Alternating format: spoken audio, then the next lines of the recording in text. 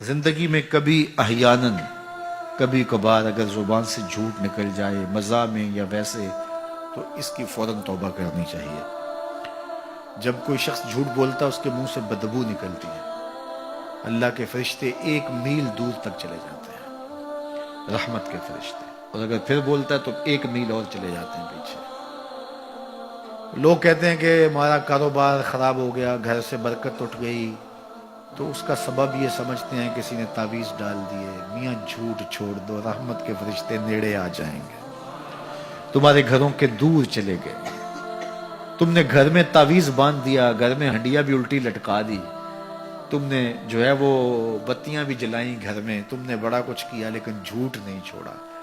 تمہاری بتیاں جلانے سے، تعویذ لٹکانے سے فرشتے واپس نہیں آئیں گے۔ فرشتے واپس تب آئیں گے جب جھوٹ چھوڑو گے۔ تو جھوٹ چھوڑو، رحمت کے فرشتے نیڑے آ گئے تو رحمتیں برسنا شروع ہو جائیں گی۔ تو ہم بیماری اور ہے، علاج اور کر رہے ہیں۔ کچھ لوگوں کا تو کام ہی جب بھی کوئی مشکل بنی تعویذ لینے دوڑ پڑتے ہیں، اور بابا بھی کہتا ہے چنگا ہو گیا تو آ گیا، ورنہ چل جانا سی تجھے۔ چونکہ اگر وہ یہ نہ بتائے تو اس کا تو کاروبار ختم ہو گیا، وہ تو بیٹھا اسی کام کے لیے ہے۔ اس نے تو ٹاٹن جو ہے وہ رات فوٹو سٹیٹ کروا کے رکھے ہوئے، 10 اس کو دینے، 15 اس کو دینے، وہ تو کام ہی یہ کرتا ہے۔ اور وہ کہے کہ نہیں بابا تیرے گھر میں جھوٹ ہے، تیرے رزق میں ملاوٹ ہے، تو نماز نہیں پڑھتا، تو سجدہ ریز نہیں ہوتا، تیرے یہ خرابیاں، تو پھر بابے کے پاس کسی نے کیا لینے آنا؟ جب مشکل ہوگی تو مصلے پہ سر جھکائے گا، بابا تو بھوکا مر جائے گا۔ اس لیے بابا کہتا چنگا ہو گیا تم آیا ویلے سر آ کے، نہیں تو یہ چل جانا تبھی تو کچھ رہنا ہی نہیں تھا۔ پھر مریض بن جائے، ہر اتوار کو بابے کے در پہ حاضری دینی پڑتی ہے۔ چھوڑو بابوں کو، اللہ کی چوکھٹ پہ آ جاؤ۔ 5 گانا نماز یہ شعار زندگی بنا لو، دیکھنا گھر میں برکتیں اتریں گی۔ جھوٹ نہ بولو، فرشتے رحمت کے نیڑے آ جائیں گے۔ ہر بار جھوٹ بولیں گے 1 میل 1 میل 1 میل 1 میل، ذرا سوچے نا، ہر بندہ یہاں بیٹھے سوچے ہمارے فرشتے کتنے کو دور ہو چکے ہوں گے۔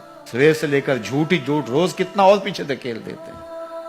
پچھلے سارے گناہوں سے توبہ کرو، کریم وہ اتنا ہے، فرشتوں کو حکم کرے گا واپس جاؤ اس کے گھر کے اوپر اپنے پر ڈال دو۔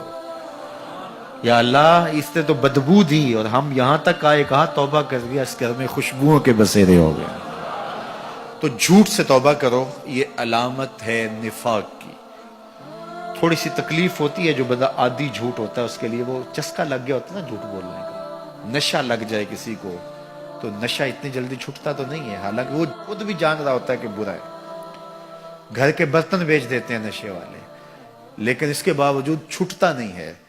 لیکن جو ہے وہ کوشش کر کے جب چھوڑ لیں گے، سچی توبہ جب انسان اپنے دل سے کرتا ہے تو آسان ہو جاتا ہے۔ سچ میں طمانیت ہے، اور جھوٹ میں جو ہے وہ ریبہ فرمایا گیا، جھوٹ کے اندر بے چینی ہے، اضطراب ہے، اندر کی بے قراری ہے۔